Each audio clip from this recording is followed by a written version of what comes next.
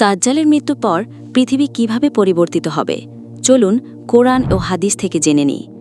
যখন দাজ্জাল পৃথিবী থেকে সরিয়ে যাবে তখন শুরু হবে শান্তি ও ন্যায়ের এক নতুন যুগ। সেই সময় নবী ঈসা আলাইহিসসালাম ও ইমাম মাহাদি মিলে পৃথিবী শাসন করবেন। পৃথিবী ত্যাগ করবে ঝগড়া বিবাদ ও অশান্তির কাল। সমাজে জুলুমের স্থান থাকবে না। পশু ও মানুষ একসাথে শান্তিপূর্ণভাবে বসবাস করবে। এমনকি ছোট্ট শিশুরাও বাঘের সাথে খেলবে, অথচ বাঘ সেই শিশুকে আক্রমণ করবে না। ইসলামের সঠিক শিক্ষা সারা পৃথিবীতে ছড়িয়ে পড়বে। মসজিদগুলো মসজিদদের দ্বারা পরিপূর্ণ হবে এবং পৃথিবীতে কোনো শিরক বা মূর্তি পূজা থাকবে না। মানুষ একে অপরের সাথে সুসম্পর্ক বজায় রেখে শান্তিপূর্ণভাবে জীবনযাপন করবে। পৃথিবী থেকে সোনা, রূপা ও অন্যান্য সম্পদ খুব সহজেই খুঁজে পাওয়া যাবে।